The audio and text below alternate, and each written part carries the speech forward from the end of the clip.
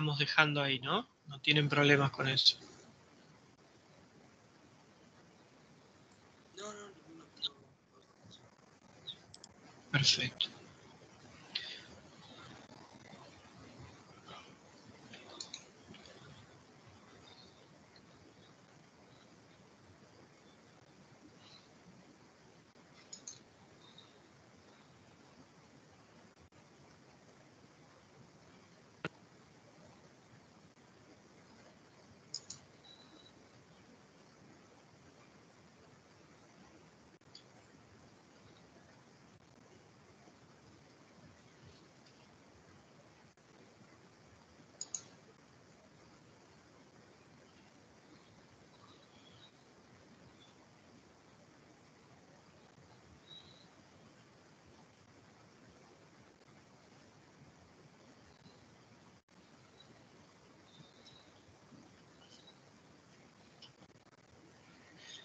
¿Se ve ahí la presentación? Sí, se ve. Sí. Perfecto. Bien. Entonces, la idea de la clase de hoy es continuar con esta colección de herramientas y conceptos asociadas a las señales continuas y a los sistemas LTI. Y en este caso vamos a ver, después de hacer un pequeño repaso sobre todos los conceptos y las herramientas que discutimos la clase pasada acerca de la transformada de Fourier, vamos a explorar una pequeña expansión que tiene la transformada de Fourier para poder trabajar con un grupo mayor de señales, ¿sí?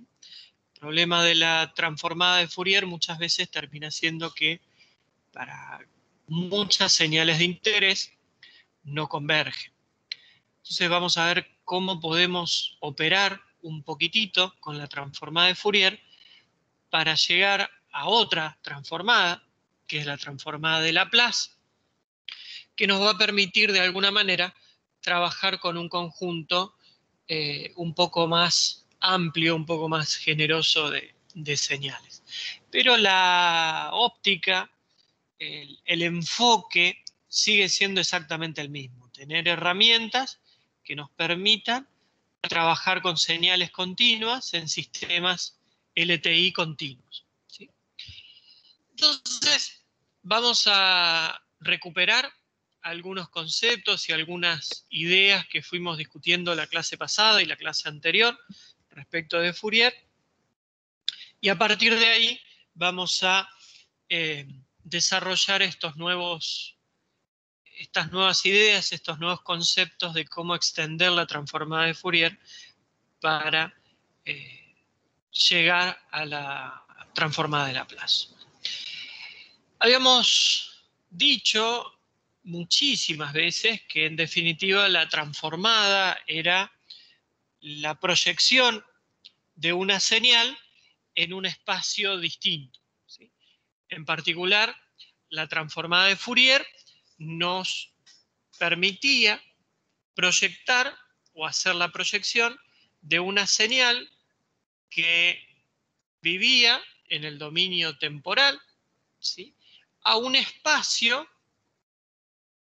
frecuencial, al espacio de la variable J omega, donde ese espacio de la variable J omega era un espacio que se generaba a partir de la base ortonormal de las exponenciales complejas. Estas exponenciales complejas que tenían o compartían las dos variables, ¿sí?, la frecuencia y el tiempo, a la J omega t o a la menos J omega t.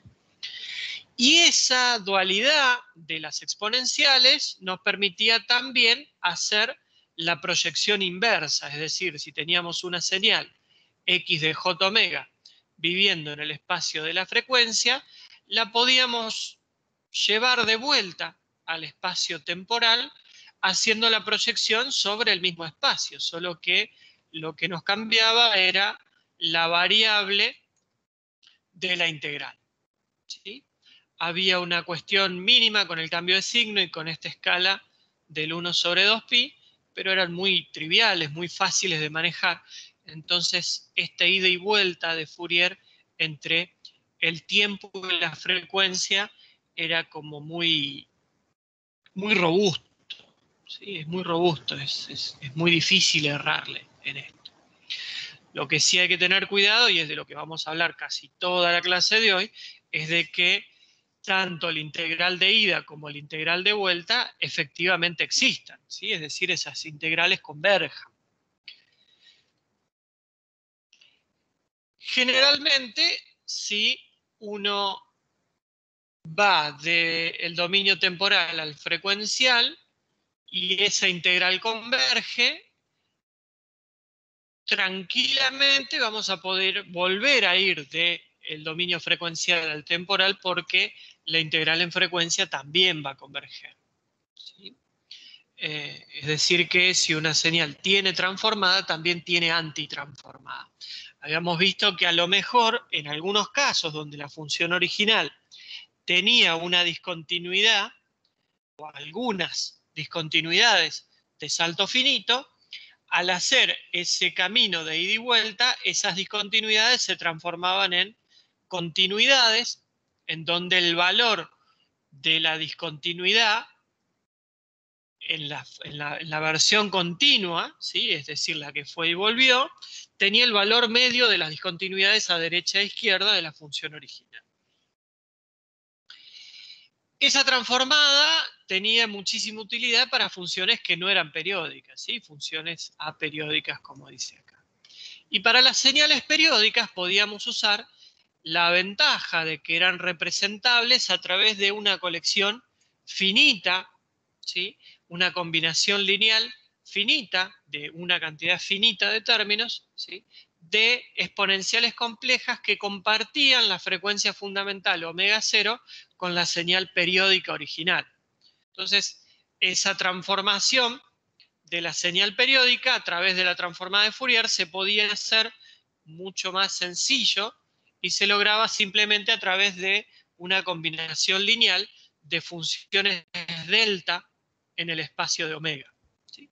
Entonces, para señales periódicas directamente la representación se daba a través de una combinación lineal de impulsos delta de las frecuencias, tanto la fundamental como las otras que aparezcan en la representación de la combinación lineal de la señal periódica, ¿sí?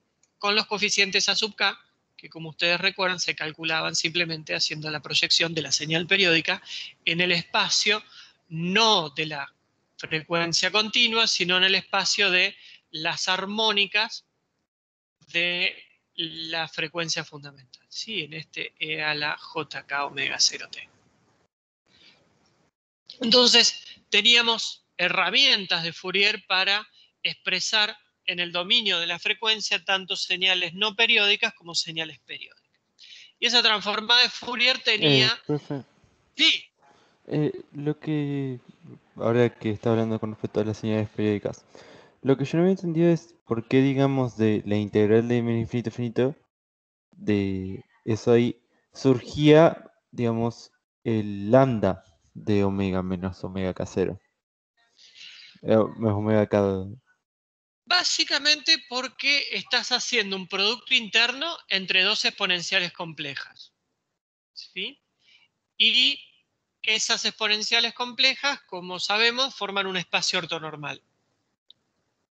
Entonces, esa integral va a dar 0 para cualquier valor de omega distinto de k omega 0, Ah, iba a ¿sí? dar uno cuando sean iguales. Y va a dar 1 cuando sean iguales. Ujú. Sí, sí, entiendo. Entonces, para poder expresar eso de manera continua, es decir, que viva como función en el dominio de la frecuencia y no como coeficiente suelto, usamos esa señal delta. Delta de omega menos k omega 0 vale 0 para cualquier valor de omega distinto de k omega 0, ¿sí? Y no vale 0 para omega igual a k omega 0, ¿sí? Acá estamos proponiendo que vale 1 y estamos haciendo como un abuso de esa función. pero nos la estamos bancando porque sabemos que la integral de esa delta después sí da 1.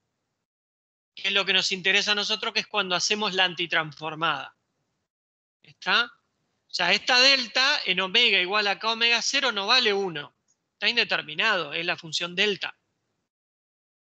Entonces no estamos haciendo algo que dé exactamente igual a esta integral. ¿Sí? Pero ¿qué pasa? Estamos haciendo algo que tiene la misma lógica de las discontinuidades. Cuando nosotros vamos de un dominio a otro, esas discontinuidades no se conservan, ¿sí? Pero cuando la integro, la integral me da lo mismo. Y es lo que pasa con esta delta. O sea, el valor no se conserva. Esa delta, si bien es continua, tiene valor infinito. Termina siendo como una discontinuidad, ¿sí? Pero cuando yo la vaya a integrar para hacer la antitransformada de eso, me va a dar lo mismo. Ahí sí me va a dar 1. Entonces, si bien no es estrictamente igual, se mantiene la lógica de que cuando la integro sí me da lo mismo. ¿Sí? La energía de la señal sigue siendo la misma. ¿Sí? Entonces, la energía de esta función integral de estas dos exponenciales complejas, ¿sí?, se mantiene cuando yo uso para representar ese producto interno la función delta. ¿Sí? Matemáticamente no es estrictamente idéntico, ¿sí? Pero en lo que a mí me interesa, que es en la cantidad de energía que tiene la señal, se comportan de manera idéntica. ¿Sí? Sí, sí. Bien. Entonces, teníamos herramientas para llevar a vivir al mundo de la frecuencia señales periódicas y no periódicas. Y esa herramienta, que es la transformada de Fourier, tenía un montón de propiedades que fuimos discutiendo una a una la clase pasada. Ya que hablo de la clase pasada, a los que no estuvieron la clase pasada les transmito mis disculpas por haber malinterpretado el calendario académico. Por eso fue que, ni bien terminé la clase, hablé con Luis y nos pareció lo más sensato no dar clases el martes, ¿sí? Lo del lunes ya estaba hecho y bueno, la clase quedó grabada, pero les vuelvo a pedir disculpas a los que dieron por hecho de que no había clases el lunes pasado y sufrieron mis deficiencias a la hora de malinterpretar el calendario. Así que les reitero las disculpas a los que no estuvieron el lunes pasado. Espero que la grabación de la clase y el material que pongamos a disposición sea suficiente para subsanar la macana que me mandé. Así que, bueno, la clase pasada habíamos discutido un poco de estas propiedades de la transformada de Fourier. La primera, como todo operador integral, ¿sí?, como todas las transformadas basadas en un operador integral, es que es lineal. ¿Sí? Cualquier combinación lineal de funciones en el tiempo, si yo quiero transformar eso, voy a tener la misma combinación lineal de la transformada de cada una de las funciones por separado. Después teníamos una que es bastante importante también, que es la del desplazamiento en el tiempo, y vamos a ver que en la transformada de Laplace esto va a tener también una connotación bastante importante, y es que cuando uno desplaza una función en el tiempo, la transformada de esa función sigue intacta. ¿Sí? Es decir, el comportamiento frecuencial de esa función desplazada en el tiempo no se altera. Frecuencialmente esa señal sigue siendo la misma. Pero no me sale gratis. No puedo desplazar una señal sin que en el dominio transformado no se vea nada o no pase nada. Y eso que pasa es este escalamiento por esta exponencial compleja, ¿sí?, en donde esta exponencial compleja termina modulando la transformada de la señal original. ¿Sí? Fíjense que si el desplazamiento es 0, esta exponencial compleja me queda e a la 0, entonces recupero mi señal original. No tendría ninguna dificultad con ese tipo de cosas, ¿sí? Pero en definitiva, lo que tengo es una modulación de la señal, ¿sí?, por esta exponencial compleja en en omega, ¿no? La propiedad que sigue es la de dualidad, que discutimos hoy un poco, referido particularmente a esto de que el espacio de funciones complejas que elegimos para construir nuestra transformada es un espacio que es totalmente simétrico en la frecuencia como en el tiempo, ¿sí? Yo lo que tengo es C a la J omega T. Están el omega y el T multiplicando así. Son dos factores en el mismo lugar de la función, son perfectamente intercambiables, ¿sí? Lo único que cambia entre la transformada y la antitransformada es un signo menos, que es el que me aparece acá, en el camino inverso, y este escalamiento de 2pi, que como dijimos, en algunas definiciones, depende del libro que ustedes elijan para estudiar esto, en algunas definiciones este 2pi puede estar repartido sobre raíz de 2pi, de manera que quede perfectamente simétrico, tanto en la transformada como en la antitransformada. Entonces, también nos olvidamos de ese factor de escala de 2pi. Repartimos ese 2pi como 1 sobre raíz de 2pi para la transformada y para la antitransformada, ¿sí? Sin embargo, como estamos siguiendo la nomenclatura y las definiciones del libro de texto de Oppenheim, lo vamos a usar así, ¿sí? Va a quedar el 2pi acá, escalando la fase de vuelta, digamos, o el 1 sobre 2pi, escalando la antitransformada. Después discutimos sobre ya el final, la propiedad más importante, es la propiedad más potente, si quieren, que tiene la transformada de Fourier y que también tiene la transformada de Laplace, y es esta capacidad de transformar la operación de convolución en un simple producto, ¿sí? Entonces, si ustedes tienen una convolución en el dominio tiempo, la transformada de esa convolución va a ser directamente el producto transformadas. Y si tienen una convolución en el dominio de la frecuencia, la antitransformada de esa convolución va a ser el producto de las funciones en el tiempo. También está el caso donde uno se toma y cuesta bastante hacer la transformada de ese producto. Entonces, a lo mejor conviene hacer la transformación de cada una y una convolución, ¿sí? Pero cuando se topan con señales seno y coseno. Si ustedes, supónganse que su x de t es un seno o un coseno, lo transforman, esta x de j omega va a pasar a ser una delta o un par de deltas. Entonces esa convolución con la delta ustedes ya la tienen recontravista y saben que es trivial de resolver. Es decir, la convolución con una delta da exactamente la misma función, a menos que esa delta esté desplazada. Entonces el resultado de esa convolución es la función desplazada. Y si tienen dos deltas va a ser la suma de esas dos funciones desplazadas. Pero claramente hacer una convolución con una delta o con una combinación lineal de deltas es algo muy trivial, muy fácil de resolver. Entonces a veces también podemos usar esta propiedad al revés, ¿sí? Si nos topamos con un producto que es difícil de transformar, a lo mejor llevándola al dominio transformado, esa convolución sea trivial de resolver. Entonces resolvemos esa convolución y después antitransformamos eso que nos queda.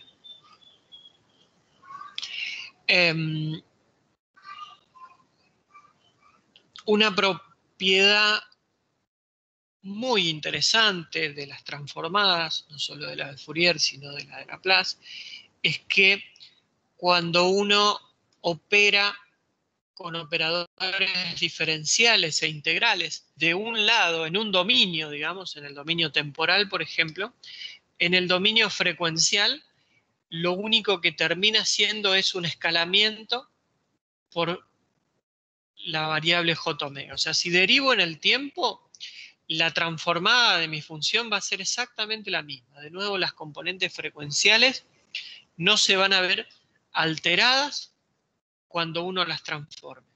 Lo que sí me va a aparecer es una modulación por j omega, ¿sí? Cuando teníamos el desplazamiento en el tiempo, modulábamos por una exponencial compleja. Ahora vamos a modular por esta recta J omega. ¿Sí? Y lo mismo ocurre como la transformada es dual si se nos da por derivar en el dominio de la frecuencia.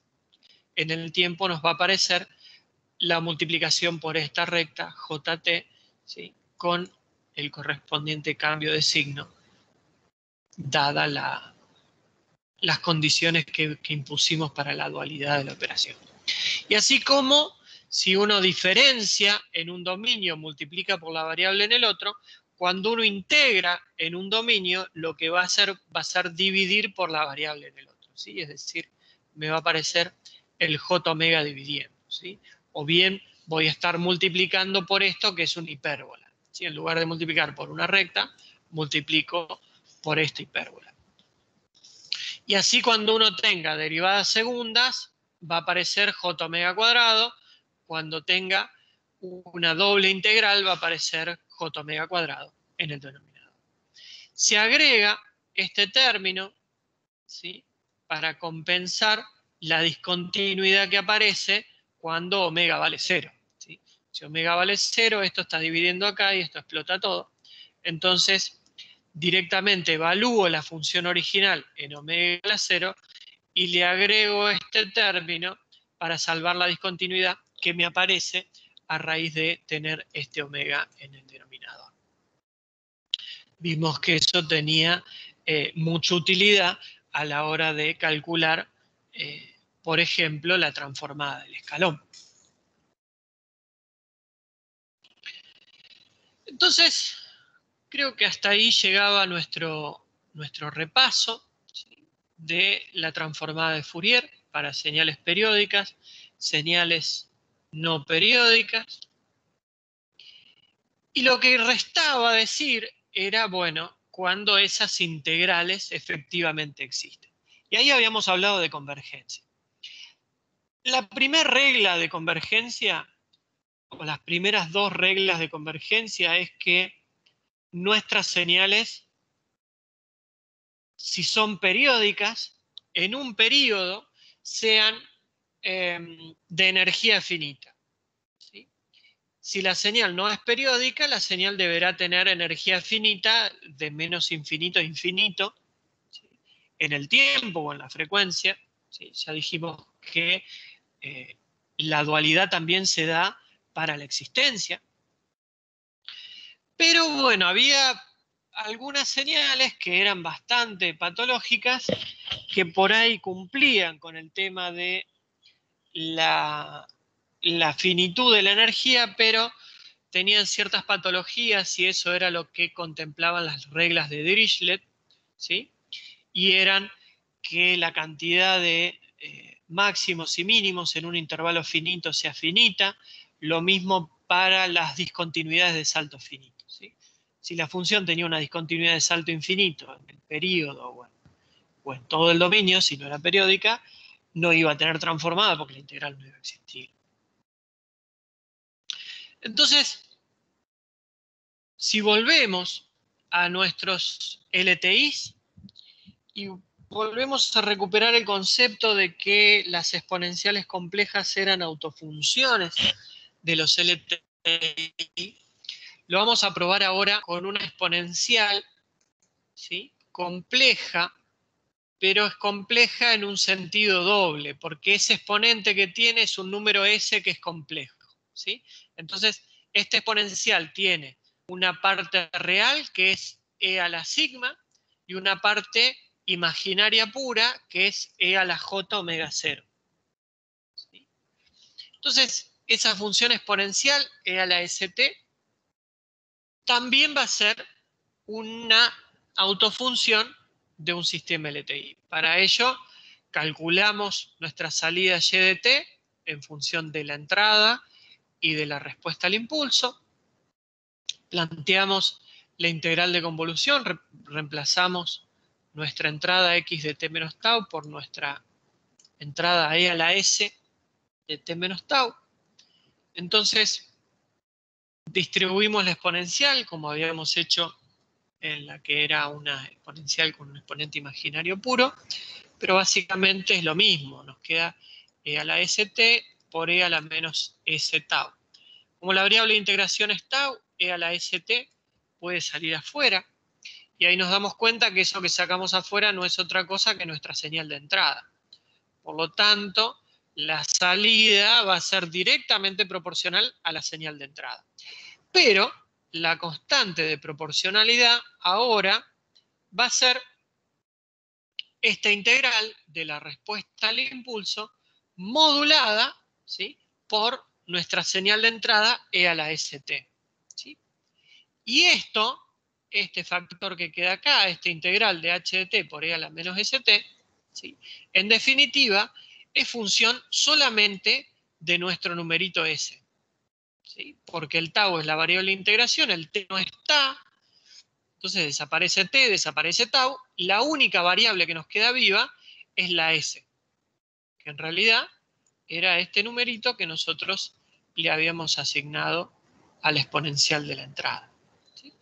Entonces, en definitiva, esto que aparece acá no es otra cosa que una nueva versión de una transformada, ¿sí? Es decir, lo que estoy haciendo es proyectar mi señal respuesta al impulso, h, ¿sí?, en este espacio nuevo de exponenciales complejas, que son exponenciales complejas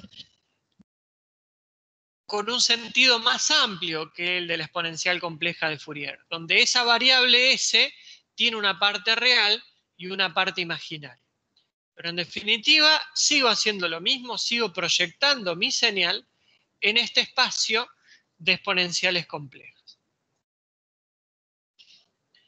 Y eso se conoce, en definitiva, como transformada de Laplace. ¿Sí? La transformada de Laplace tiene esta forma que ven acá. Es lo que acabamos de escribir, es la proyección de nuestra función x de t en ese espacio de exponenciales complejas, si quieren un espacio aumentado, donde estamos contemplando que esta variable pueda tener, esta variable s, pueda tener una parte real sigma. Claramente, si esa parte real sigma vale 0, recupero la forma de la transformada de Fourier. Entonces, estamos viendo a la transformada de Fourier como un caso especial de la transformada de Laplace. El ejemplo 9.1 es la transformada de e a la menos a por t por u de t. Si ustedes recuerdan, ¿sí?, cuando planteamos el ejemplo de Fourier, la transformada que habíamos planteado era e a la menos a por t por u de t con a mayor a 0. Esa era la condición que tenía el ejemplo, creo que era el 4.1, ¿sí?, que decía que a tenía que ser mayor a 0. Ahora no le estoy diciendo nada. ¿Por qué no le estoy diciendo nada? Vamos a ver. Si hago esta transformada, ¿sí?, pongo la definición x de t por e a la menos st, diferencial de t, reemplazo x de t por la función que quiero transformar, e a la menos a por t por u de t. El u de t lo mando directo a afectarme el límite inferior de la integral. Entonces lo que me queda es la integral entre 0 e infinito de e a la menos s más a por t diferencial t. ¿Cuál era la condición para que esta integral converja? Bueno, que la parte real del exponencial sea efectivamente mayor a 0, de manera que e a la menos s más a por t en infinito tienda a 0. ¿Sí? La parte imaginaria oscila, entonces no me importa. Ya sé que esa parte de la integral existe, pero la parte real va a ser una exponencial que decrece hacia siempre y cuando s más a sea mayor a 0, de manera que me quede e a la menos s más a. Entonces, ahora estoy planteando algo que es distinto. Cuando yo planteé Fourier, directamente le pedí que A sea mayor a 0. Ahora estoy diciendo que S más A tiene que ser mayor a 0. Entonces, de alguna manera, estoy empezando a ampliar el espectro de convergencia de esta herramienta transformada que estoy proponiendo. Ya no voy a poder transformar únicamente aquellas funciones e a la menos a por t por u de t con a mayor a 0. Lo que tengo que hacer ahora es fijarme cuánto vale a y en función de eso acomodar mi variable s. Pero entonces si yo necesito acomodar mi variable s para que la transformada converja, va a haber algunas regiones del espacio donde la transformada va a converger de acuerdo al valor de S y algunas regiones del espacio complejo donde vive S, donde la transformada no va a existir. Y eso se conoce como región de convergencia de la transformada de Laplace. Y vamos a seguir hablando gran parte de la clase acerca de ese concepto de la región de convergencia. Pero en definitiva, fíjense que al definir una variable S más rica que es la simple variable j omega, estamos ampliando el espectro de existencia de la integral que define nuestra transformada. Si yo digo que esa integral converge, es decir, que sigma más a es mayor a 0, ¿sí?, obtengo mi transformada, ¿sí?, que me da 1 sobre S más a. ¿Sí? Ahora, para obtener esta expresión de la transformada, yo necesito que S más A, o en todo caso, siendo más específicos, la parte real de S, que es sigma, más A, sea mayor a 0. Esa es mi condición, que sigma más A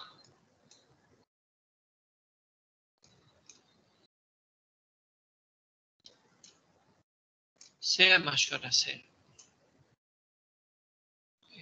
Sigma.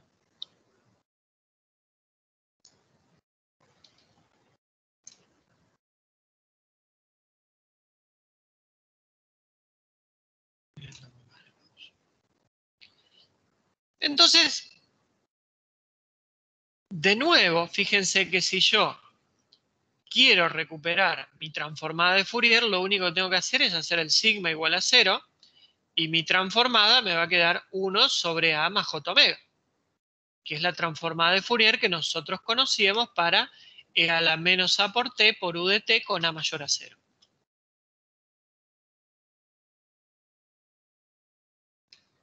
Entonces acá estoy repitiendo lo que dije recién. Esta transformada va a converger en tanto y en cuanto sigma, ¿sí?, o la parte real de S, más A sea mayor a 0. Puedo pasar cualquiera de estos dos al otro lado de la desigualdad restando, me va a quedar real de S mayor que menos A, o A mayor que menos real de S.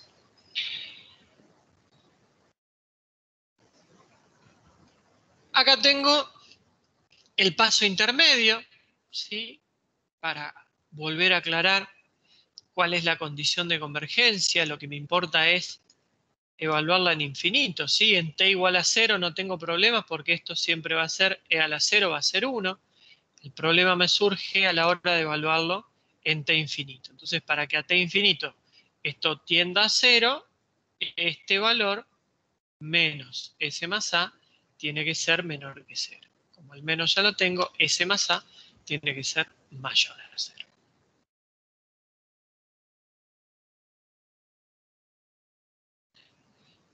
Resuelvo eso, de nuevo hago los reemplazos, ¿sí? Si E a la menos S más A tiende a 0, no tengo problema si obtengo la expresión transformada, que es 1 sobre S más A. ¿Sí? Donde esta expresión de la transformada es válido si solo si se cumple esta condición, que la parte real de S más A sea mayor a 0. Entonces, de alguna forma y a diferencia de la transformada de Fourier, la transformada de Laplace viene dado por un par. ¿Qué es ese par? Ese par es cuánto vale la transformada, y dónde es válida esa transformada, ¿sí? ¿Dónde converge? ¿Cuál es la región de convergencia de esa transformada? Entonces, para tener una expresión válida de la transformada de Laplace, necesito aclarar las dos cosas.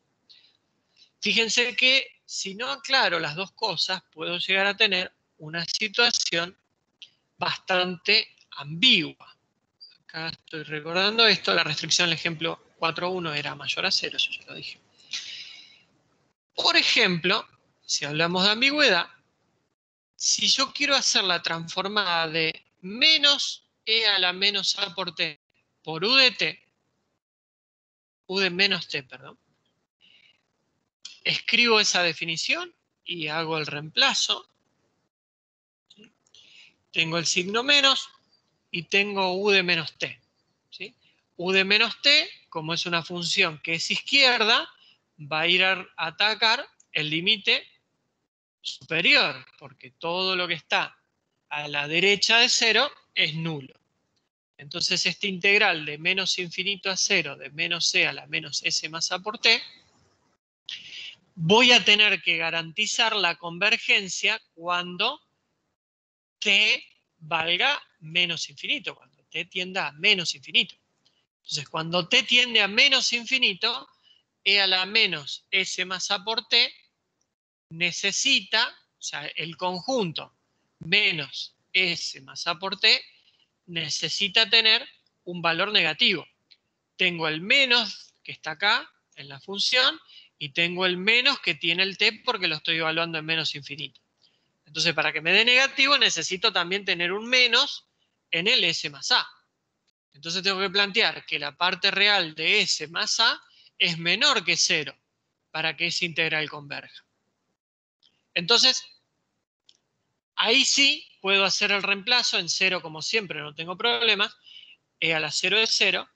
El problema lo tengo en t menos infinito. Pero si yo me garantizo que la parte real de s más a es menor a 0, la puedo reemplazar tranquilamente y e a la menos infinito tiende a 0. Y e a la 0 tiende a 1, entonces tengo 1 sobre s más a.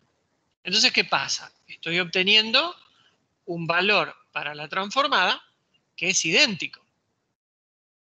¿Sí? Tenía dos funciones distintas, e a la menos a por t por u de t y menos e a la menos a por t por u de menos t. Tenía dos funciones que eran distintas y la transformada me da lo mismo. Entonces, ¿qué necesito para definir de alguna manera, o de alguna manera no, de manera unívoca, esa transformada? Bueno, aclarar cuál es la región de convergencia. Entonces, en el caso de menos e a la menos a por u de menos t, la región de convergencia es parte real de s más a menor que 0. ¿Sí? O bien Profesor, parte real de s menor que menos a. Sí, buena pregunta. Entiendo el tema de que le dé. O sea, entiendo que cuando lo reemplace en cero me va a quedar 1 sobre S más A. Pero ¿por qué cuando lo reemplace en menos infinito usted dice que le va. Ah, porque le queda. Claro, le queda E a la menos infinito, entonces a la menos infinito es 0. exacto. Ah, ok, listo, Pero sí. para que sea menos infinito, o sea, como el t ya vale menos infinito, pero tengo un menos, ya tengo menos infinito, eso me queda infinito.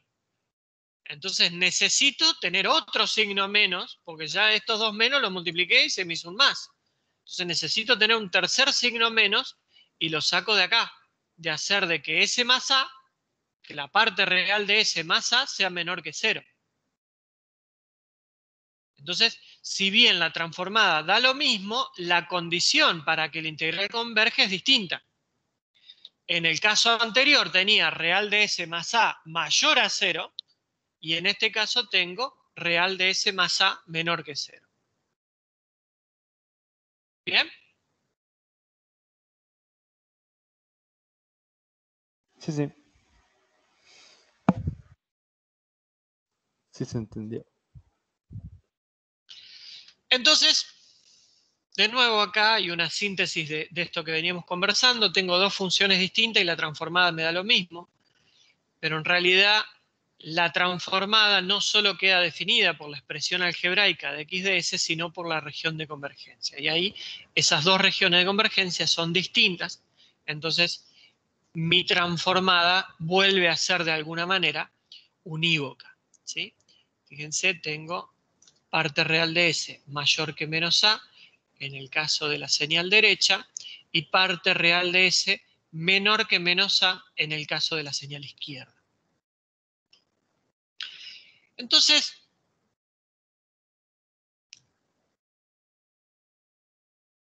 definimos, ¿sí?, esto de la región de convergencia. Fíjense que si yo reemplazo S de nuevo por esa definición sigma más j omega, es decir, la parte real de S más la parte imaginaria de S, puedo agrupar mi x de t junto con esa exponencial real.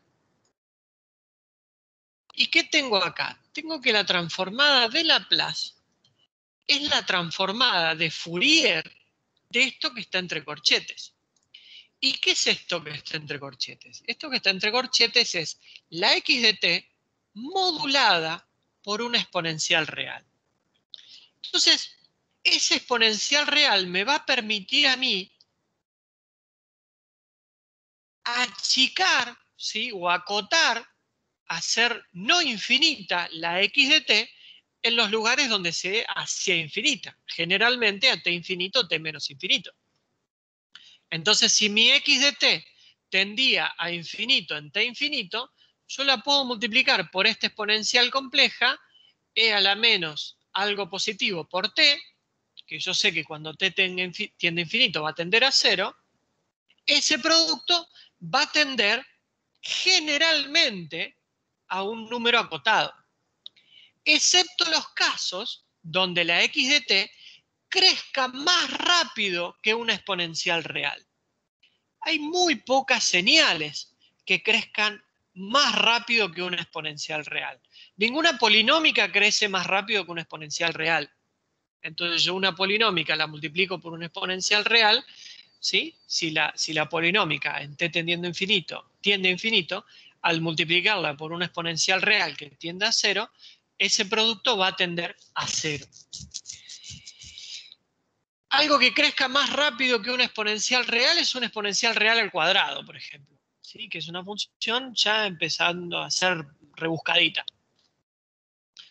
Pero, como les decía, las polinómicas, las recíprocas de las polinómicas, es decir, las hipérbolas de diferente grado, crecen o decrecen a menor velocidad que las exponenciales reales. Entonces, este producto me va a permitir que exista la transformada de Fourier de este producto, porque estoy mejorando las condiciones de x de t, ¿sí?, al multiplicarla por una exponencial real y poderla hacer llegar a 0 en lugares donde la x de t solita no llegaba a 0. ¿Sí? Pero por supuesto, esta exponencial real, si en t tendiendo a infinito tiende a infinito, tiende a 0, en t menos infinito va a tender a infinito. ¿Sí? Entonces, no es que soluciono todo porque la multiplico por esa exponencial real. Esa exponencial real va a ir a atacar una determinada zona donde el x de t es problemática. ¿Sí? No es que esa exponencial real es mágica y tiende a 0 en menos infinito de infinito. ¿Sí? En realidad, para ello podríamos usar la función valor absoluto, que es algo que ya hicimos. Y que lo vamos a ver en un ejemplito recién. Pero no es el caso de la transformada de Fourier. Por eso necesitamos definir para la transformada de Laplace una región de convergencia, es decir, en cuáles son los valores que la parte real de S, es decir, este sigma, me ayuda a que la transformada de Fourier de este producto que está recuadrado acá exista. ¿Sí?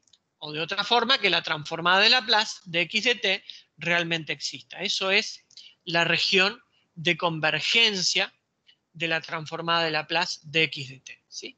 Es la región del espacio complejo, ¿sí?, donde los valores que yo elijo para la parte real de mi variable S hacen que la transformada de esto que está recuadrado, que la transformada de Fourier de esto que está recuadrado exista. Es decir, que la transformada de Laplace de x de t exista. Entonces, la condición para la existencia de la transformada de Fourier de eso que estaba ahí entre corchetes es que el producto, o sea, que la integral del producto de la función x de t en valor absoluto por esa exponencial compleja converge. Fíjense, por ejemplo, esta combinación lineal de funciones derechas. 3 por e a la menos 2t por u de t, menos 2 por e a la menos t por u de t. Claramente, estas dos funciones derechas, cuando t tiende a infinito, ¿sí? Las funciones tienden a 0, por lo tanto, en t tendiendo a infinito no tengo problemas de convergencia. Y a su vez, cuando el t tiende a menos infinito, la u de t hace que eso sea 0, ¿sí? Por lo tanto, no debería tener ningún problema de convergencia para la transformada de Fourier, ¿sí? Ahora, esto me está dando, ¿sí?, para la transformada de Fourier, ¿sí?, valores estrictamente positivos. ¿Qué es lo que pasa cuando yo quiero ampliar eso? Bueno, vamos a aplicar la definición, reemplazo, puedo sacar el 3 y el 2 afuera porque es lineal, y obtengo estas dos integrales. E a la menos 2 más s por t y e a la menos 1 más s por t. Entonces, la condición de convergencia del integral la tengo que evaluar en los dos casos en t tendiendo a infinito. Para el primer caso, necesito que 2 más s sea positivo, y para el segundo caso necesito que 1 más s sea positivo. Entonces, como mi variable es la misma, tengo que hacer de esas dos condiciones una sola condición, ¿sí? Tengo que parte real de S es mayor que menos 2 y parte real de S es mayor que menos 1. Entonces, ¿cómo hago coincidir esas dos regiones? Bueno, si ustedes trazan la recta real en donde tienen ubicadas las dos condiciones, la primera condición dice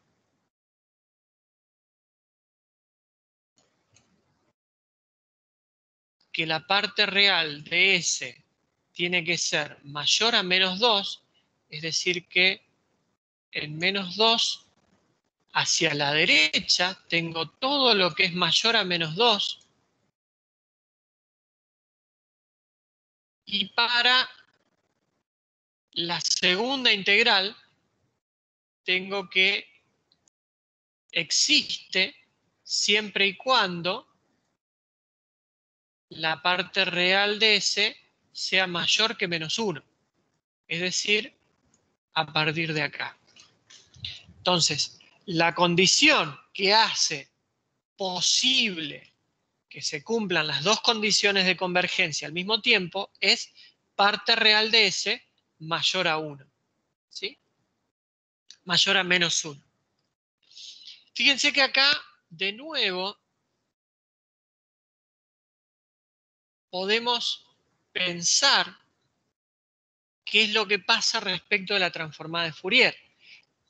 Habíamos dicho que para recuperar la transformada de Fourier a partir de la transformada de Laplace, lo que teníamos que hacer es que la parte real de S valga 0. ¿Sí? Entonces, parte real de S igual a 0 es el eje, acá. Esto que está acá. A ver si tengo otro color para marcarlo. El negro. Entonces, fíjense, la transformada de Fourier existe en este eje, ¿sí? En parte real de S igual a 0. Pero la transformada de Laplace me está ampliando la existencia de esa transformada, ¿sí?, a la izquierda hasta -1 y a la derecha todo el tiro. Entonces, está claro que en este caso, como existía la transformada de Fourier, ¿sí?, la región de convergencia de la transformada de Laplace va a incluir este eje de parte real de S igual a 0, que es el que representa la transformada de Fourier, ¿sí? ¿Por qué existía la transformada de Fourier? Y lo dijimos, porque estas funciones exponenciales multiplicadas por u de t tendían a 0 en t infinito y valían 0 en t menos infinito. Es decir, ya sabíamos que la transformada de Fourier de estas dos funciones existía. Entonces, tiene sentido que la región de convergencia de la transformada de Laplace incluya a parte real de S igual a 0, que es el eje que está acá. Vamos a ver casos donde la transformada de Laplace no incluye a ese eje, es decir, que la transformada de Fourier no existe, pero sí existe la transformada de Laplace. Porque la región de convergencia va a estar en otro lado y no va a incluir el eje vertical del origen que simboliza parte real de S igual a 0. Es decir, la variable S es directamente igual a J omega. Entonces, ya empezamos a tener una idea básica de qué es esto de la región de convergencia. ¿Sí? Es una región del plano complejo que nos dice en dónde hay valores de S que son válidos para que la transformada exista. Como generalmente la evaluación de esa integral se da en términos de una exponencial real, ¿sí?, en infinito o en menos infinito, la restricción va a venir siempre asociada a la parte real de la variable S. Entonces, no nos va a importar cuánto vale la parte imaginaria de S. Por lo tanto, la representación de la zona de convergencia va a ser directamente un semiplano en ese plano complejo, ¿sí? Porque no nos importa en la vertical cuánto vale la parte imaginaria de S. Puede valer lo que se le antoje. Lo que nos importa es cuánto vale la parte real de S. Por lo tanto, vamos a tener este semiplano que estaba acá. Me pasaron las filminas sin que yo quiera.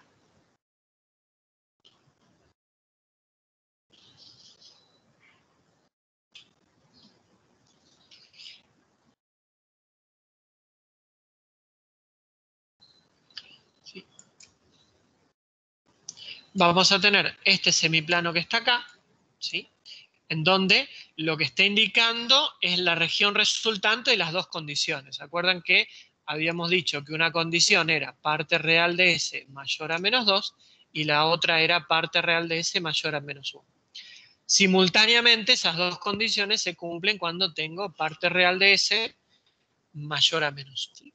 Y acá, en esta grafiquita que saqué del libro, aparece un circulito alrededor de 1. ¿Sí? Aparece una cruz en menos 2, otra cruz en menos 1 y un circulito en 1. Y es porque si yo tomo el resultado de la transformada, 3 sobre S más 2 menos 2 sobre S más 1, saco factor común, me queda S menos 1 sobre S más 2 por S más 1. Entonces, fíjense que menos 2 y menos 1 eran las condiciones que yo tenía para la convergencia. Y son las que hacen cero el denominador y absolutamente inestable la función x de s. Y por esa razón,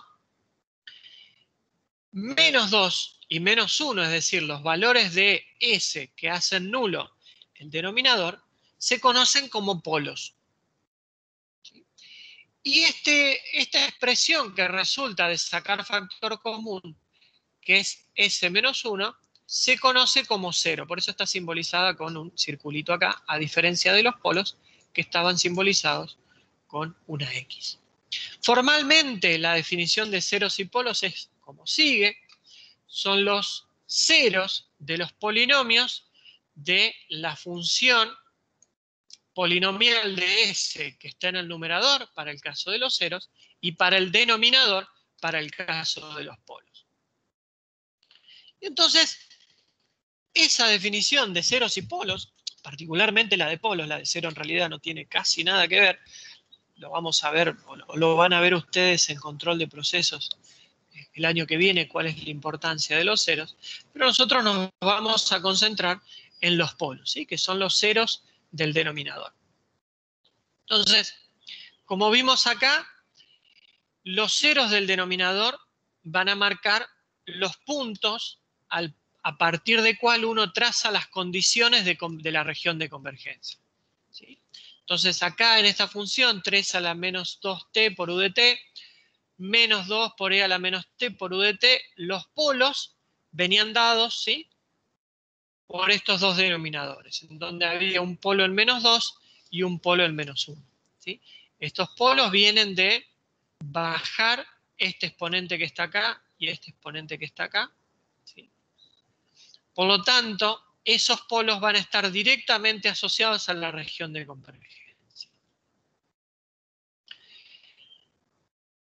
Una forma bastante práctica de pensar esas regiones de convergencia es a través de un determinado conjunto de reglas prácticas respecto de eso. Sabemos que esos polos son los que van a marcar los límites y van a marcar los límites con condiciones de mayor o de menor de acuerdo a si esas funciones sean derechas o izquierdas, ¿sí? Pues si la función es derecha, el problema lo voy a tener cuando necesite hacer la evaluación en t tendiendo a infinito. Y si la función es izquierda, el problema lo voy a tener cuando intente hacer la evaluación de la función en t tendiendo a menos infinito. Entonces, esas reglas prácticas, ¿sí?, las voy a enumerar a continuación y las vamos a ir discutiendo una por una, en tanto y en cuanto nos alcanza el tiempo. La primera dice que la región de convergencia, ROC, viene de la sigla en inglés, de región de convergencia, la O de off, y dice que son bandas paralelas al eje J-omega. ¿Por qué son bandas paralelas al eje J-omega? Porque la restricción de convergencia para la transformada de Laplace viene dada para la parte real de S. Como dijimos, no nos importa cuánto vale la parte imaginaria de S. Entonces van a ser semiplanos directamente en este plano complejo, ¿sí? La parte imaginaria puede valer cualquier cosa, la restricción viene dada en función de la parte real. Por eso van a ser directamente semiplanos, ¿sí?, o como dice ahí, bandas paralelas al eje J-omega. Luego, está claro que la región de convergencia no puede contener polos. ¿Por qué? Porque si yo tengo que mi función x de s, es decir, mi transformada, tiene un polo en, supónganse, un número p, si p es un polo, x de s diverge cuando yo evalúo s en p. Porque SP hace cero el denominador y haciendo cero el denominador, x de s va a diverger y va a tender a infinito, ¿sí? Entonces, no puede haber ningún polo en la región de convergencia.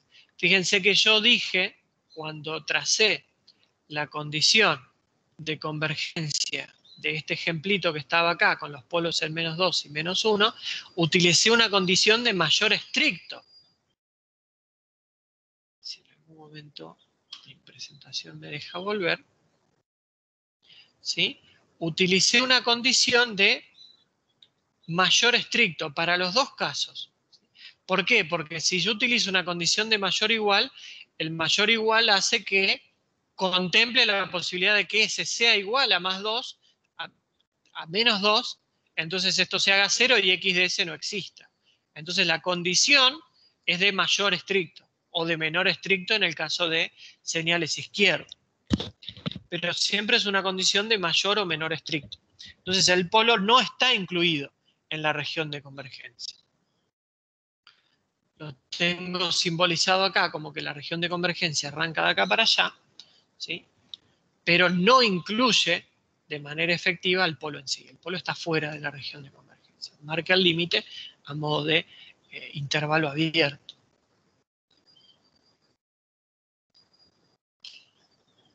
La siguiente condición es que si x de t es absolutamente integrable y de duración finita, la región de convergencia es el plano S completo, ¿sí? Si yo tengo que mi señal x de t es absolutamente integrable, ¿sí? No tengo ningún problema de ningún tipo para encontrar la transformada de eso, ni de Laplace ni de Fourier, ¿sí? No tengo que poner ninguna condición respecto de la convergencia de esa integral. Puedo llegar a tener algún tipo de inestabilidad o de divergencia cuando pueda tener un polo o un cero, ¿sí? En infinito o en cero, ¿sí? Entonces, como dice acá, si x de t es absolutamente integrable, ¿sí? Supónganse una señal rectangular, por ejemplo, no tengo ningún problema porque la transformada de eso, como tiene energía finita, va a existir y ya está. No hay que poner ninguna condición a la convergencia de esa integral, ¿sí? Pero a lo mejor puede encontrarme con que tiene alguna inestabilidad cuando yo evalúo la función en S igual a 0 o en S igual a infinito, ¿sí? Entonces a lo mejor la región de convergencia puede no incluir al 0, ¿sí? O puede no incluir al infinito. Pero en definitiva va a ser casi todo el plano S completo. Cuando x de t es derecha, es el ejemplo que vimos, por ejemplo, como la condición de que la integral exista tiene su zona crítica en t tendiendo a infinito, lo que voy a tener... Sí. ¿Podría repetir qué se refiere usted cuando dice si x de t es derecha? Porque lo está diciendo, pero no logro cachar a qué se refiere. X de t es derecha cuando existe algún valor a partir del cual, para valores inferiores en tiempo a ese número, la señal es 0. ¿Sí? X de t derecha sería una función así, algo que está multiplicado, por ejemplo, por u de t menos t0. Si esto es t0. ¿Sí? Es una función que a la izquierda, es decir, cuando t vale menos infinito, no tengo por qué preocuparme de cuánto vale porque sé que vale 0. Entonces la integral ahí ya sé que vale 0, entonces me tengo que preocuparme únicamente de lo que pasa a la derecha de t0. ¿Sí? Este t0 puede ser positivo, negativo, no importa. Lo importante es que x de t en t tendiendo a menos infinito siempre es nula. ¿Sí? Una función izquierda es lo contrario, es algo que está multiplicado por u de menos t. Es algo cuya evaluación no me tengo que preocupar en t tendiendo a infinito, pero sí me tengo que ocupar qué pasa cuando t vale menos infinito. ¿Está? A eso me refiero cuando digo x de t derecha o x de t izquierda. Claro, ahora tiene sentido. El caso que habíamos enunciado, las dos funciones estaban multiplicadas por u de t, ¿sí? Al estar multiplicadas por u de t, esas funciones eran derechas. Entonces, como tengo funciones derechas, en t menos infinito, sé que vale 0 y no me importa. Pero en t infinito tengo que asegurarme de que el exponente que yo tenga, ¿sí?, sea mayor a 0. ¿Por qué? Porque el menos lo tengo en la definición. Entonces voy a tener menos S más A por T. T lo estoy evaluando en más infinito, por lo tanto es positivo. El S más A tiene que ser también positivo para que el signo menos que tengo en la definición haga que me quede E a la menos infinito. Entonces voy a tener una restricción del tipo mayor, ¿sí? Voy a tener que decir que la parte real de S más A es mayor que 0. Entonces, como esa restricción es de mayor, ¿sí?, esa restricción de parte real de S mayor a algo se va a transformar en un semiplano derecho, como está acá. Porque tengo una restricción del tipo S mayor a algo. real de S mayor a algo. Eso es un semiplano derecho. Como es un semiplano derecho y la ROC no contiene polos, ¿sí? La ROC va a empezar a la derecha del polo de mayor valor, ¿sí? En este caso, el polo de mayor valor es -1, ¿sí? Digo mayor valor, y mayor valor en el sentido estricto de la palabra, es el que está más a la derecha en el eje, ¿sí? Entonces, -1 es mayor que -2, entonces mi región de convergencia va a arrancar a la derecha de -1, ¿sí? Sin incluir, repito, al -1. No voy a incluir al polo porque ahí la función es inestable. Y algo análogo va a ocurrir cuando la x de t sea izquierda, ¿sí? Solo que ahí la condición me cambia completamente porque lo que voy a tener como problemático es la evaluación en t tendiendo a menos infinito. En t tendiendo a menos infinito voy a necesitar que mi exponente sea menor que 0, ¿sí? Porque tengo el menos de la definición, el menos del t tendiendo a menos infinito, entonces necesito un tercer signo menos para que me quede e a la menos infinito, y eso tiende a 0. Entonces, como voy a tener una restricción de menor, ¿sí? Gráficamente eso se va a traducir en un semiplano izquierdo, ¿sí? Entonces, la ROC va a ser una zona que se extiende hacia la izquierda. Como se extiende hacia la izquierda y no tiene que contener a ningún polo, va a ser la región a la izquierda del polo de menor valor, ¿sí?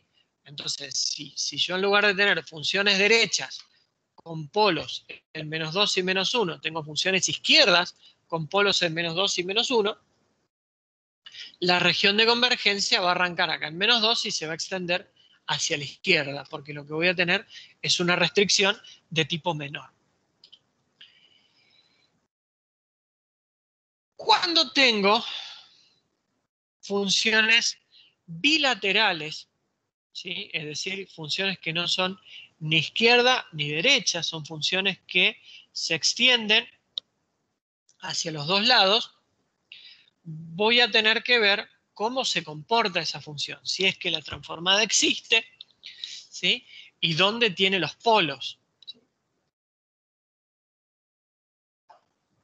Fíjense, por ejemplo, esta función e a la menos b valor absoluto de t. Si ustedes recuerdan, ya hemos analizado esa función. Esa función, cuando b es positivo, ¿sí? Cuando b es positivo, en 0 vale 1, ¿sí? Y cuando t tiende a infinito, como b es positivo, esto tiende a 0, y lo mismo ocurre cuando t tiende a menos infinito. Siempre y cuando b sea positivo. Si b es negativo, la función es exactamente al revés, ¿sí? Tiende a diverger tanto en infinito como en menos infinito. Entonces,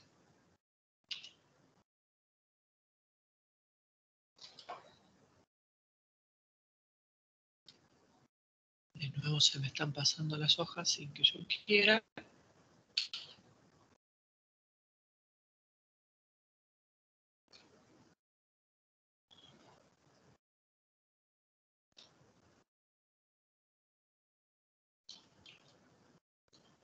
Demasiadas hojas. Entonces,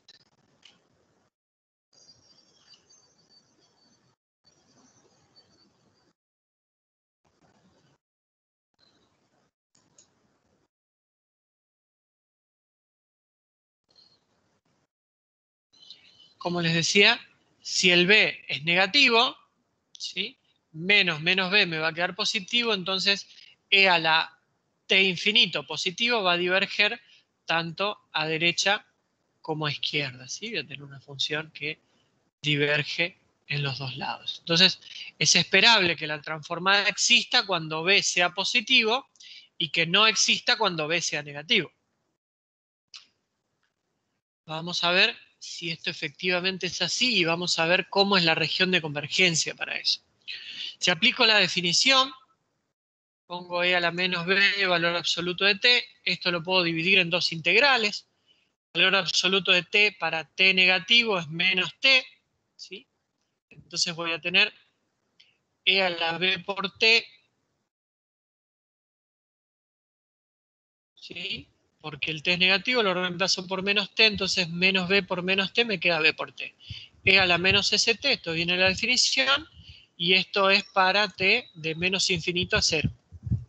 Y para el lado positivo, valor absoluto de t es igual a t, entonces me queda e a la menos b por t por e a la menos st.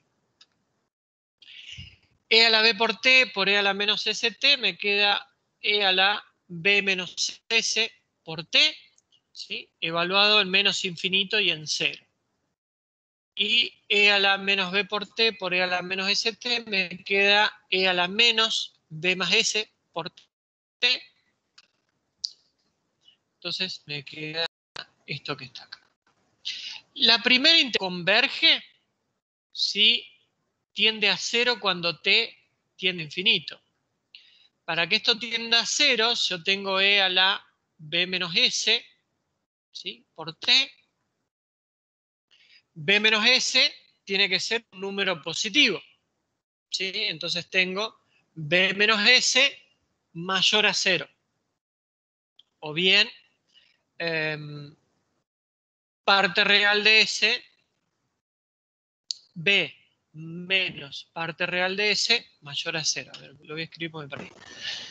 Para la primera integral necesito que B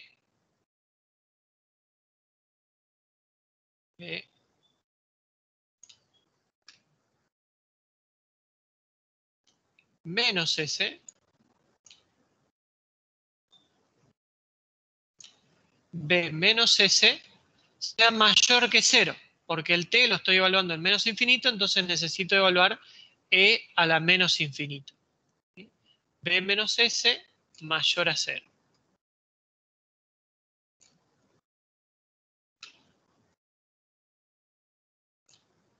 ¿Sí? Entonces, si ustedes pasan el S para el otro lado, les va a quedar B mayor a parte real de S, ¿sí? O parte real de S menor a B. Esa es la condición para que exista la primera integral. Y la segunda integral existe si B más S es mayor a 0, porque estoy evaluando el t en infinito, pero ya tengo un signo menos acá afuera. Entonces necesito que B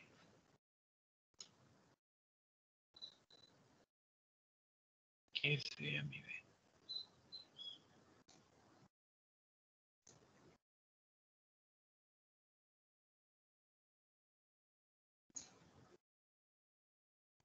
Profe, ahí en la arriba Sí, sería B menos S mayor a 0. B menos S mayor a 0. ¿Y por qué mayor? Ajá. Fíjate que si yo saco factor común acá, esto queda E.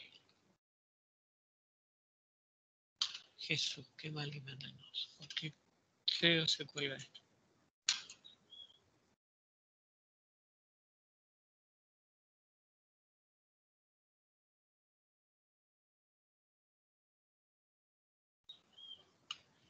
Esto me va a quedar E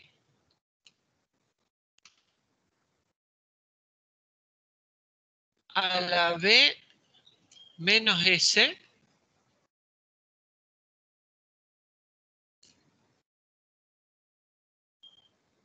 Ah, ahí da, ok. Sí, por sí, creo T. que lo entendí.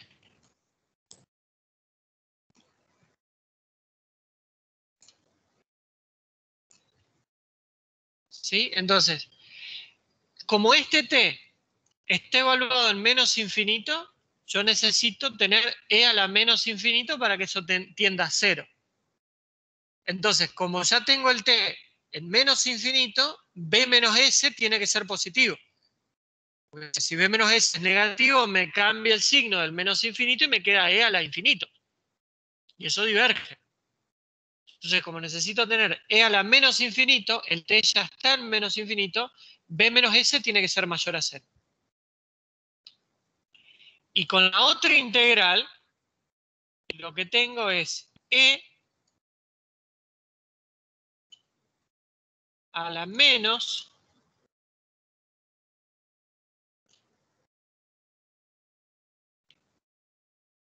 b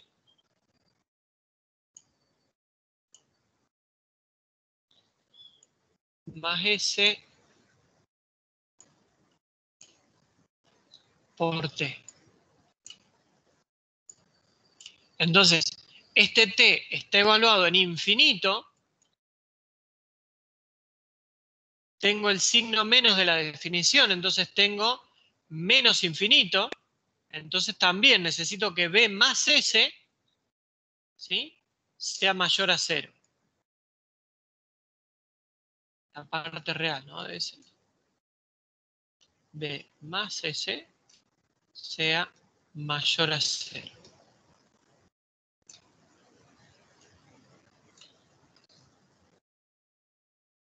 Entonces tengo la primera condición de b menos s mayor a 0, que se puede traducir como parte real de s menor que b, ¿sí? Paso este s al otro lado.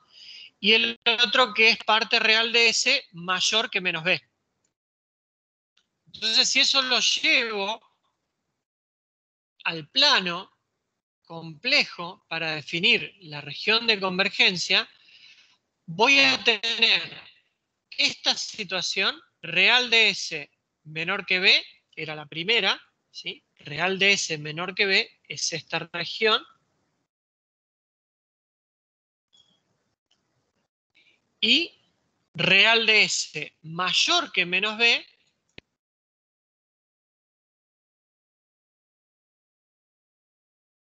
es esta región que está acá. Entonces, la forma que tengo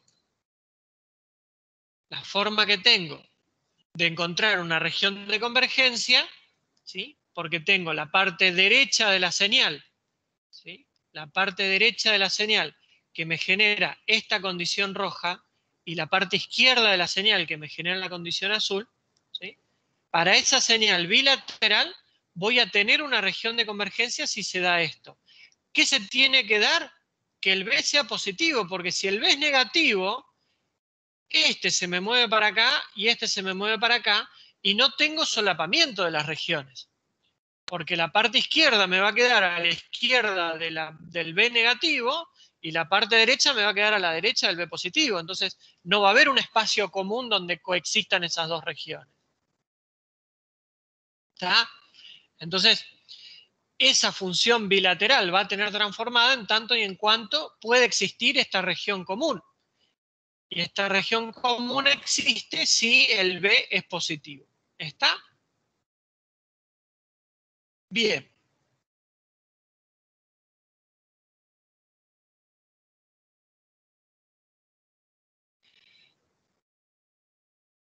Entonces, otro ejemplo para hablar de señales bilaterales, ¿sí?, en donde si la señal es bilateral voy a necesitar tener una banda entre el polo derecho de menor valor y el polo izquierdo de mayor valor, es este ejemplo que teníamos acá de una región con dos polos en -1 y en -2.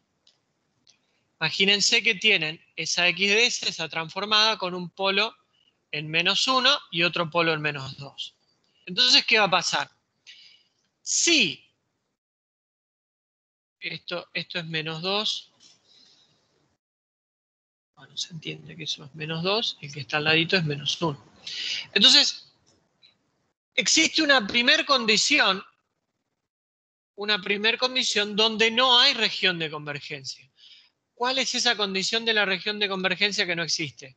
Cuando la parte de la señal que tiene el polo en -1 es derecha, y cuando la parte de la señal que tiene el polo en -2 es izquierda. ¿Sí?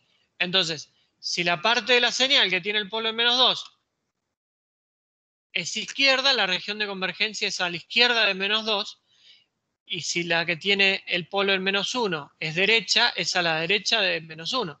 Entonces no hay solapamiento posible y no existe la transformada de esa función. ¿Sí? Porque no hay una región de convergencia donde uno puede decir, bueno, ese tiene que valer tanto.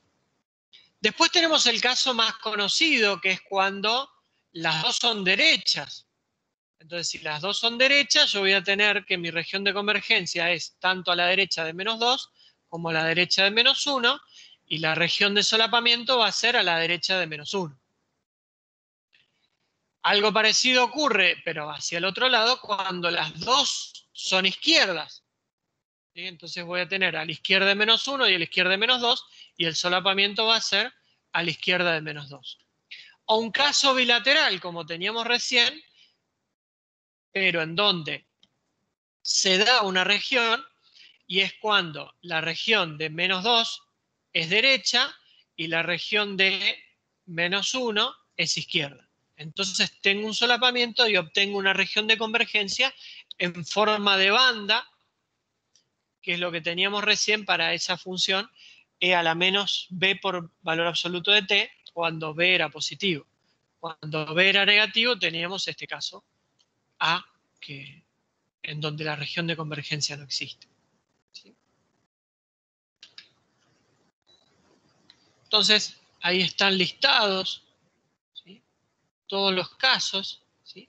La transformada inversa de 1 sobre S más 1 es E a la menos t por u de t. ¿Sí? Fíjense que acá la estoy considerando derecha a la que tiene el polo en -1 e izquierda a la que tiene el polo en -2. ¿Sí? Por eso no existe la región de convergencia. Si tomo dos señales derechas, voy a tener E a la menos t por u de t menos E a la menos 2t por u de t. Dos señales derechas. Dos señales izquierdas van a ser menos E a la menos t por u de menos t más E a la menos 2t por u de menos t. Y el último caso, donde voy a tener derecho el de -2 e izquierdo el de -1, es el que ya se estarán imaginando. Fíjense que, de acuerdo a la región de convergencia, para una misma expresión de la transformada, tengo 4 expresiones distintas. Si quieren 3, porque esta no existe. ¿Sí? Esta no tiene región de convergencia. Pero tengo 3 expresiones para una señal completamente derecha, una señal completamente izquierda y una señal bilateral. En el caso de la bilateral, es una región en forma de banda, y era lo que decía la última consideración respecto de las formas de las rocas. ¿Sí? Vamos a ver en este ratito de 8 minutos que nos quedan algunas transformadas, y vamos a tratar de inferir qué tipo de región de convergencia tienen esas transformadas, como para estar atentos. La primera, como siempre, es la delta. ¿Cuánto vale la transformada de la delta? Bueno, fíjense que, de nuevo, lo que tengo que hacer es evaluar, utilizar la propiedad de muestreo de la delta. Es decir, estoy haciendo una integral en el tiempo de delta de t por e a la menos st. Entonces eso va a ser la función e a la st evaluada en t igual a 0. Y e a la 0 es 1 y no depende del valor de s. ¿Sí? No depende del valor de s. Incluso si s vale infinito, me queda infinito por 0 y hago el L'Hopital y eso va a seguir dándome. ¿Sí? Entonces, la región de convergencia para la transformada de la delta de t es todo el plano. ¿Sí? La región de convergencia es todo el plano. Para todo esa transformada converge. Cosa que no ocurre para el caso de la u de t. Ustedes se podrán imaginar, porque la u de t, si bien es una función derecha, no es absolutamente integrable en todo el rango. Entonces tiene alguna particularidad. Si planteamos la definición, ¿sí? Esto me va a quedar E a la menos ST, ¿sí? Evaluada en infinito y en cero, ¿sí? En cero tengo E a la cero, ¿sí? Fíjense que lo estoy evaluando en el tiempo, ¿sí? Entonces, E a la 0 es 1, 1 sobre S es lo que me da acá, ¿sí? Pero después tengo E a la menos infinito. Menos infinito siempre y cuando S sea positivo. Porque si S es negativo, voy a tener un cambio de signo y voy a tener E al infinito y esa integral va a diverger. Entonces, tengo la restricción de que S tiene que ser mayor a 0. ¿Sí? Y fíjense que la restricción es de tipo estricta, ¿sí? Es como que tengo un polo en 0. ¿Sí? Entonces, no está incluyendo al eje. Y si no está incluyendo al eje, es porque no puedo, a partir de mi transformada de Laplace, hacer un reemplazo directo de S por J omega para obtener la transformada de Fourier. Y si ustedes se acuerdan, la transformada de Fourier no es solamente 1 sobre J omega. Tiene una discontinuidad y tengo que agregarle el pi por x de 0 delta de omega. ¿Sí? Entonces, por el amor de Dios, algo que viven haciendo en los parciales, y me gustaría que empezaran a dejar de hacerlo, es que cuando tengan la transformada de un escalón de Laplace, no hagan el reemplazo directo por la transformada de Fourier. Porque la región de convergencia de la transformada de un escalón no incluye al eje imaginario. Entonces, si van a hacer ese reemplazo, acuérdense de agregar, ¿sí?, el término que salva la discontinuidad. O directamente hagan la transformada de Fourier y no reemplacen directamente S por J omega para obtener la transformada de Fourier. ¿Sí? Pongo énfasis en esto porque es un error muy, muy, muy, muy común en todos los primeros parciales y en los recuperatorios de primeros parciales. ¿Sí? Hay una transformada de alguna función que implica la transformada del escalón y ustedes no se acuerdan de que la transformada del escalón tiene un polo en S igual a 0, entonces la transformada de Fourier no existe o no está incluida en esa definición de Laplace. Por favor, presten atención. Después tenemos otros Profe, pares que son... Sí, una pregunta, ¿podría recordarme cuál era la de... Ah, la del escalón es 1 sobre JW más algo más, no me acuerdo qué, X0 por pi por JW, algo X, así. exacto, pi por Algo X así. en 0 de omega por delta de omega. ¿Sí? Es la función evaluada en 0 de omega para salvar la discontinuidad cuando omega vale 0. Que es la discontinuidad que vos te encontrás y por eso tenés un polo en S igual a 0.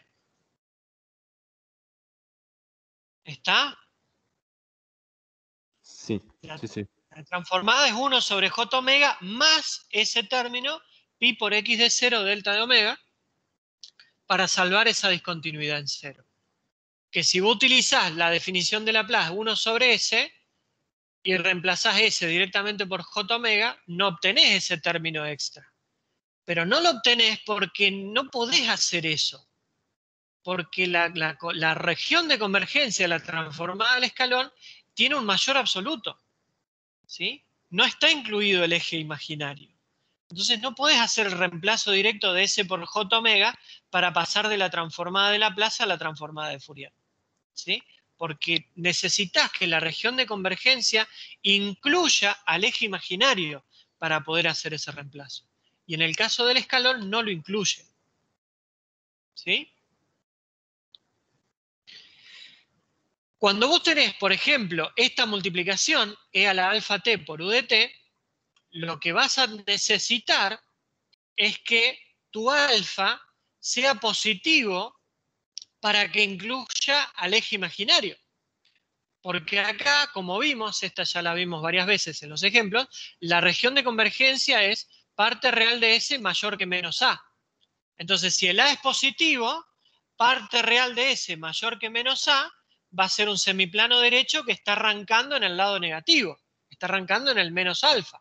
Entonces ahí sí va a incluir al eje imaginario y no vas a tener ningún problema en reemplazar tu S por J omega para obtener tu transformada de Fourier. Pero eso va a pasar si el alfa es positivo, ¿sí? Si el alfa es negativo, menos alfa va a ser un valor positivo, entonces tu región de convergencia va a ser un semiplano derecho a la derecha del eje imaginario. Y no va a incluir al eje imaginario, entonces no va a existir la transformada de Fourier de eso.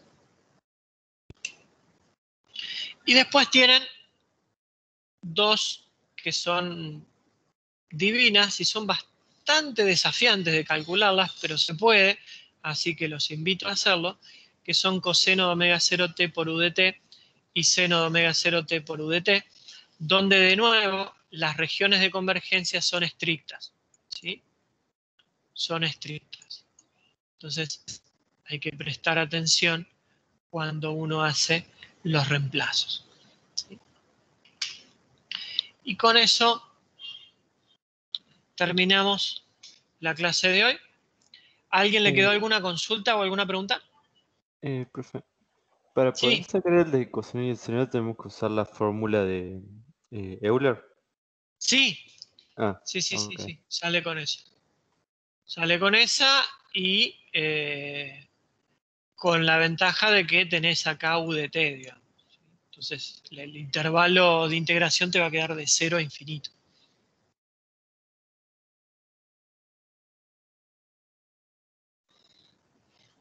¿Alguna otra consulta? No es una consulta exactamente. Pero, por ejemplo, algo que me había pasado, que no sé si le pasó a otra gente, capaz fue solo a mí, es que cuando habíamos empezado a dar Fourier, que habíamos empezado con la serie de Fourier para representar funciones periódicas, Ujú. que le dijimos que podemos expresar una función periódica como una sumatoria de, como una combinación lineal de exponenciales complejas. Ujú. Digamos, algo que me había quedado... Con exponenciales complejas armónicas de la frecuencia Sí, fundamental de la señal. sí, sí. Claro, lo que me había pasado, por ejemplo, inicialmente es que yo, y esto es único, yo había pensado que inicialmente eso era la transformada de Fourier. Lo digo para... Y, y luego y luego cuando lo dimos y dimos la transformada de Fourier me di cuenta que no, que Claro. realmente no era, era una forma de representación nomás y que luego hacíamos la transformación para pasarlo al otro conjunto. Pero bueno, eso fue algo mío, solo quería comentarlo nada más. No, a lo mejor a mí se me escapó la palabra transformada mientras estaba aplicando eso y sumó algo de confusión ahí. Pero sí, ese tipo de representación suele conocerse como series de Fourier y de hecho en el libro le dedica todo un capítulo. Pero bueno, generalmente consideramos con Luis de que podemos considerar a las series como un caso particular de la transformada y ahorrarnos bastante en términos de tiempo de clase. Pero bueno, a lo mejor eso redunda en que después se confunda la serie con la transformada.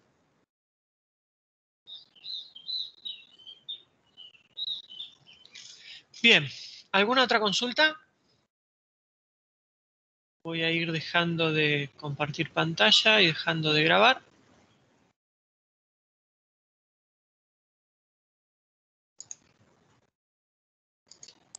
Profe,